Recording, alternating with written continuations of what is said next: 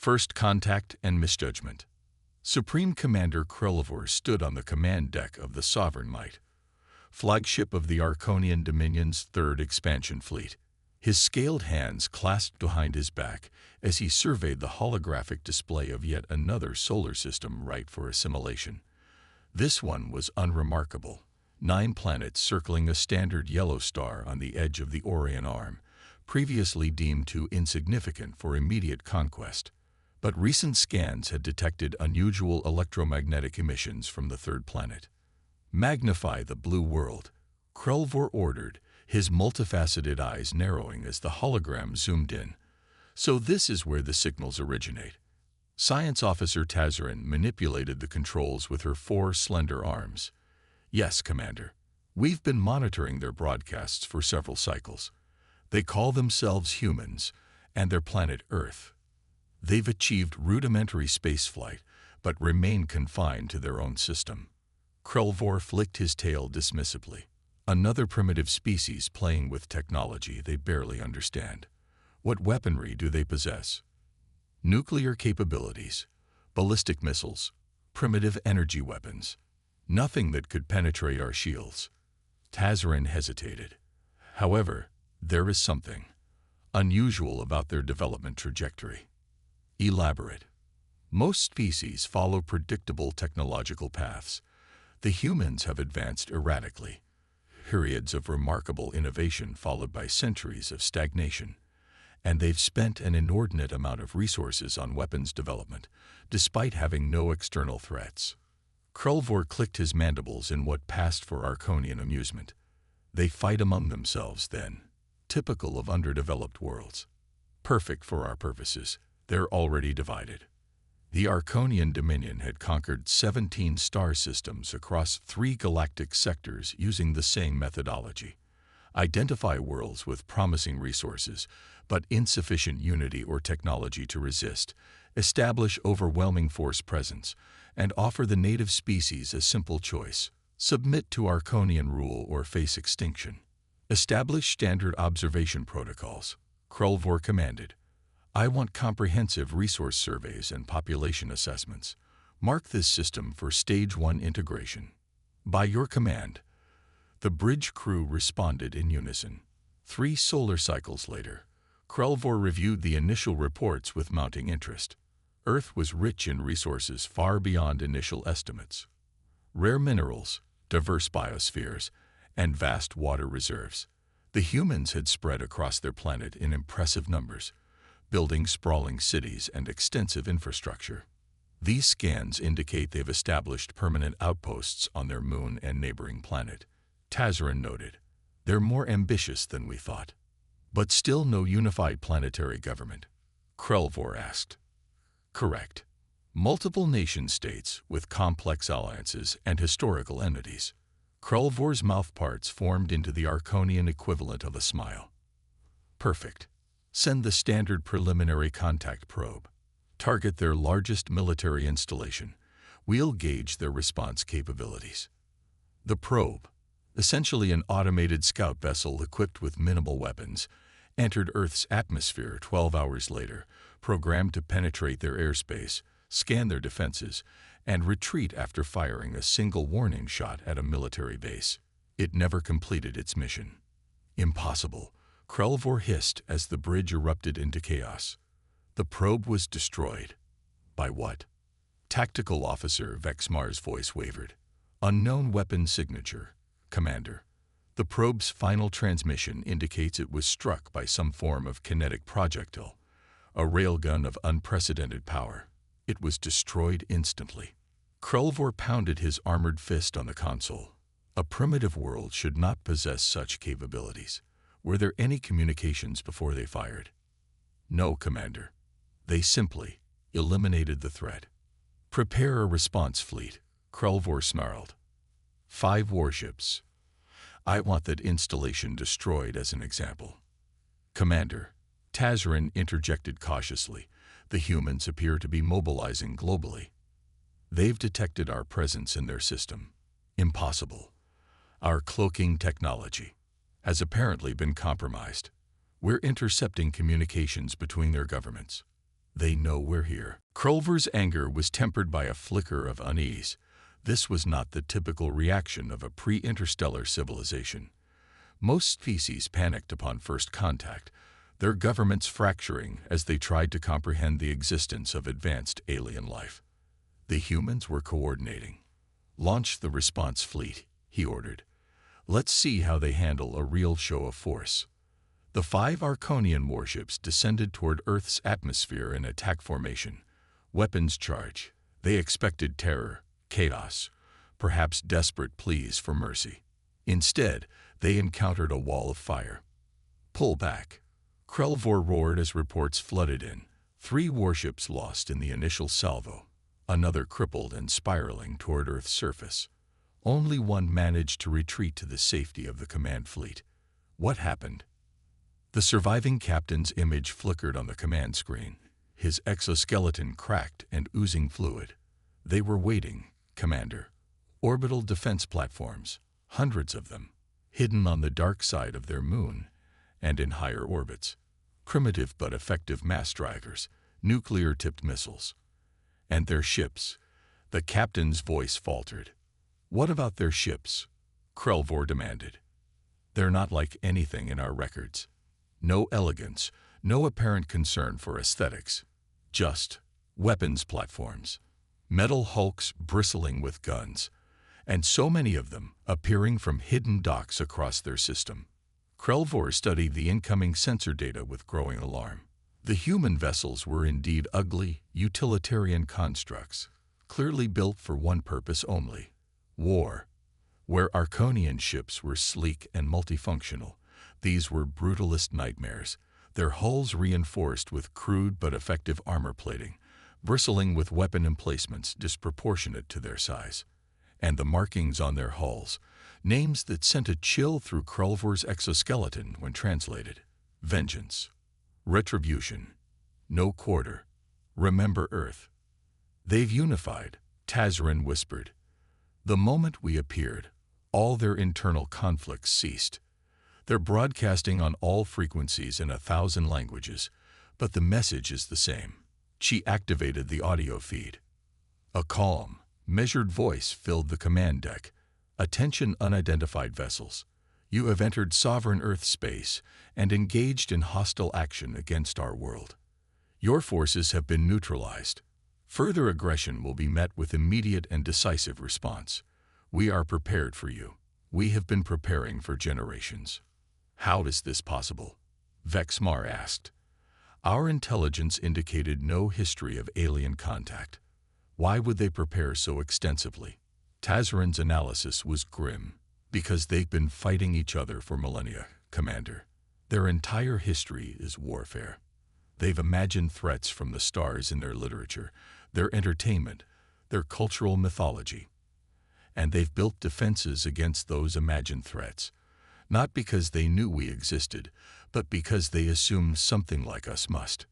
Krulvor felt something he had never experienced in centuries of military command: doubt. The Arconian Dominion conquered through fear and superior technology. But these humans didn't respond to intimidation as expected. And their technology, while cruder, was purpose-built for devastating effectiveness. "Open a channel," he finally ordered. "I will speak with their leaders." The response was immediate. A human female appeared on screen, wearing a simple dark uniform adorned with minimal insignia. Her face betrayed no fear, only calm determination. "I am Admiral Helena Chen of the United Earth Defense Force. You have 10 minutes to retreat beyond the orbit of Pluto. After that, we will consider your presence an act of war." Krulvor bristled at the audacity. "You address Supreme Commander Krulvor of the Arconian Dominion. We control 17 systems and have subjugated dozens of species. Your world stands alone. Reconsider your position." Admiral Chen's expression remained unchanged. "Commander Krulvor, we've analyzed the wreckage of your vessels. Your technology is impressive, but not invincible. We've already transmitted your ship specifications to all Earth Defense Forces. Our manufacturing centers are retooling as we speak." She leaned closer to the screen. Humanity has spent its entire existence preparing for this moment, though we didn't know it. Every war, every conflict, every arms race, they were rehearsals. We've perfected the art of killing each other. Imagine what we'll do to an actual enemy. The transmission ended abruptly, leaving the Arconian command deck in stunned silence. "Orders, Commander," Vexmar finally asked. Krulvor stared at the blue planet on the view screen. In his long career, he had never encountered a species that skipped the fear phase. The humans had gone straight to defiance. More concerning, they had gone straight to preparation. Pull back beyond their detection range, he decided. We need reinforcements. As the Arconian fleet retreated, Krulvor reviewed the battle footage again and again. There was something about those human ships that disturbed him profoundly. Their crude design spoke not of technological limitation, but of ruthless pragmatism. No space wasted on comfort or aesthetics, just weapons, armor, and engines. They weren't explorer vessels hastily converted for defense. They were warships built by a species that expected to fight. And the way they moved, not in elegant formations, but in aggressive, unpredictable patterns, like predators circling wounded prey. "Commander," Tazrin interrupted his thoughts. "We've intercepted transmissions indicating the humans are mobilizing their entire industrial base. They're converting civilian factories to military production, arming commercial vessels." Krulvor nodded slowly. "They're preparing for war. Not defense. War." In that moment, staring at images of humanity's crude but terrifying armada, Krulvor understood something that would soon reshape galactic politics. The Arconians had spent millennia perfecting the art of conquest against those who feared war. They had just encountered a species that lived for it. The final reckoning. The Imperial Arconian Armada arrived 3 Earth months later. 47 warships, the largest fleet ever assembled outside the Dominion's home system. Krulvor watched from the command deck of the newly commissioned dreadnought Inevitable Victory as they emerged from hyperspace at the edge of the solar system. "Maintain distance," he ordered. "Full sensor sweep." What they found defied explanation. "Commander," Tazrin's voice was barely steady, "the humans have transformed their entire system into a fortress." The holographic display showed the extent of humanity's preparations. The asteroid belt between Mars and Jupiter had been weaponized. Thousands of asteroids fitted with thrusters and rudimentary guidance systems, ready to be launched as kinetic projectiles. Orbital shipyards circled Earth, Mars, and even Venus, churning out vessels at a pace that seemed impossible. Defensive platforms bristled around every planet and moon. "How?" Krulvor whispered. "How could they accomplish so much in mere months?" Grand Admiral Zextor, who had arrived with the reinforcements, made a sound of disgust. "You overestimate them, Commander. These are crude adaptations, not true technological advancements. They've simply repurposed their existing infrastructure for war." "With respect, Admiral," Krulvor countered, "that is precisely what concerns me. They've converted their entire civilization to a war footing instantly, without hesitation or internal conflict. No species we've encountered has ever shown such single-mindedness." Zextor dismissed the concern with a wave of his armored claw. "Primitive unity in the face of external threats. It will shatter once they understand the true power of the Dominion." The Grand Admiral turned to the communications officer. "Broadcast the standard ultimatum. Full surrender or planetary bombardment." Krulvor felt a growing unease as the message was transmitted. Something about the human defense preparations seemed off, too obvious, too comprehensive. As if they wanted the Arconians to see everything. The response came not as a transmission, but as action. Throughout the system, the lights on the human vessels and stations winked out simultaneously. Their electromagnetic signatures disappeared. The entire human armada went dark. "They're powering down," Zextor asked incredulously. "Surrendering already?" "No," Krulvor realized with sudden clarity. "They're coming."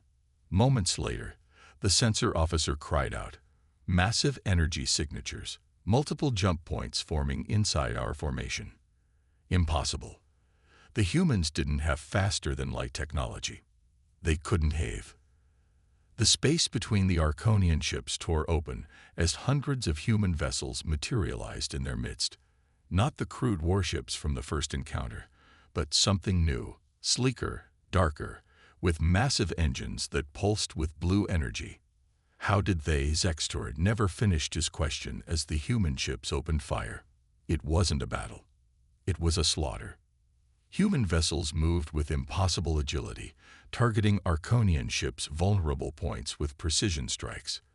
They didn't engage in traditional space combat maneuvers, but fought like ground troops, taking cover behind disabled vessels, using debris as shields, setting ambushes and crossfires. They've studied us. Krelvor realized in horror. Every transmission, every scan, they were analyzing our technology, our tactics. The bridge of the inevitable victory shuddered as another Arconian dreadnought exploded nearby. Krelvor watched the tactical display as ship after ship winked out of existence. The mighty Armada was being systematically dismantled. All vessels, emergency retreat.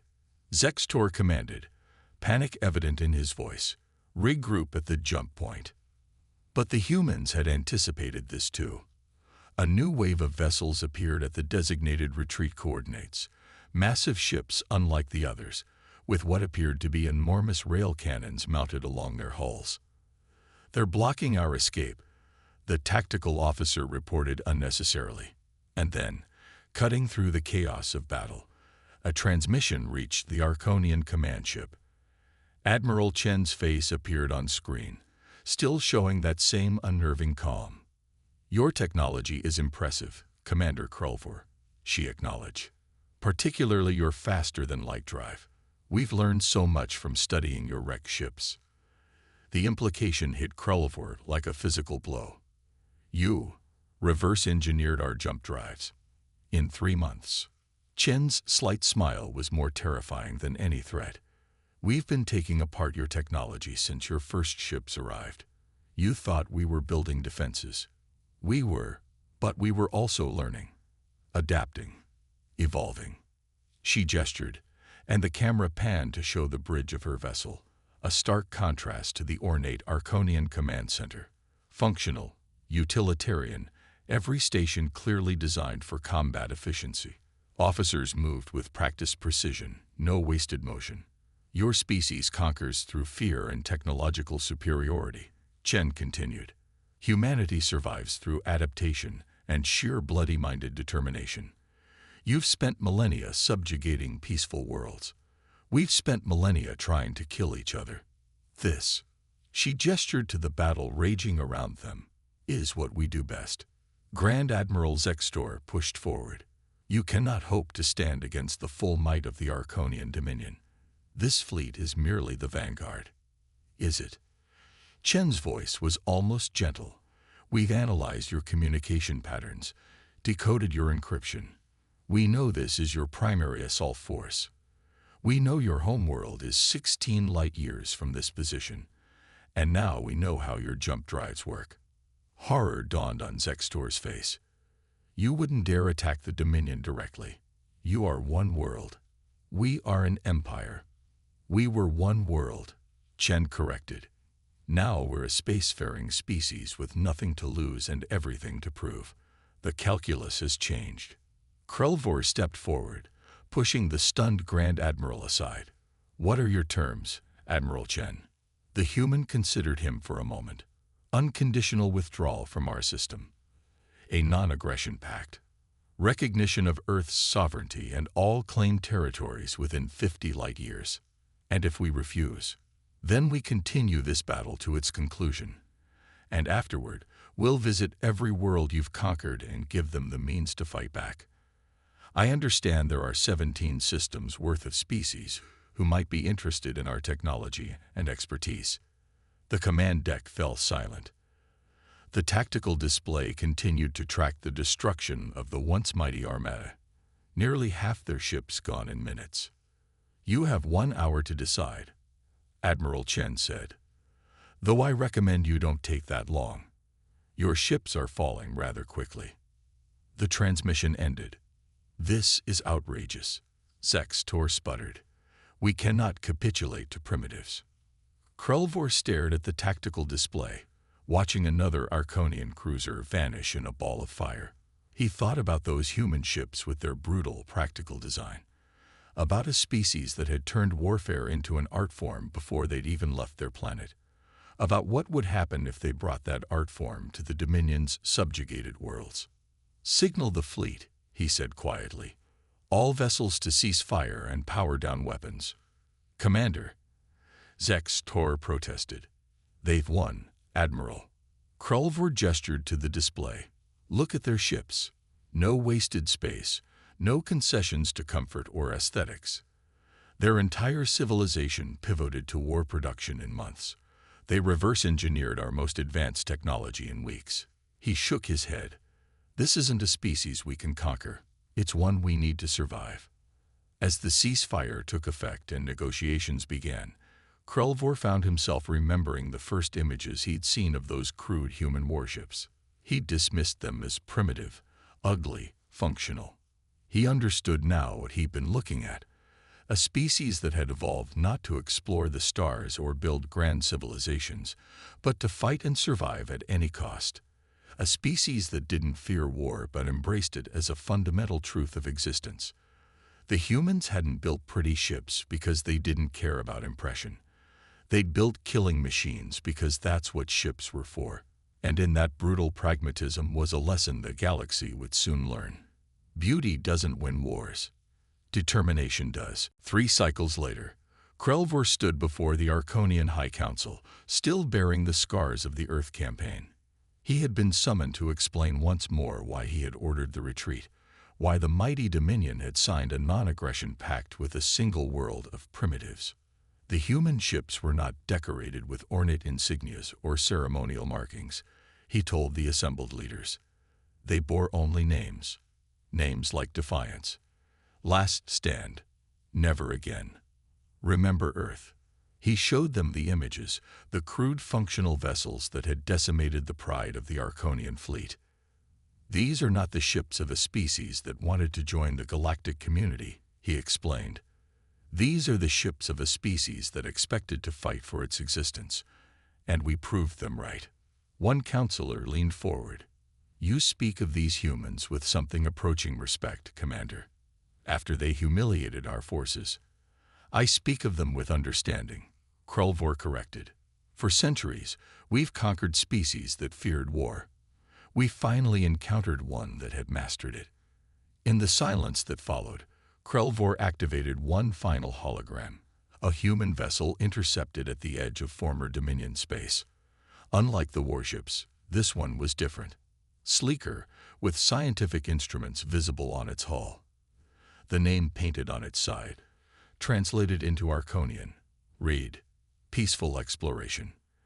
The humans are expanding now, but not as conquerors. They're explorers, traders, diplomats. The treaty has held. He deactivated the hologram. We had the privilege of being the first to underestimate humanity. I recommend we be the last, because now they know what lies beyond their stars, and they are prepared.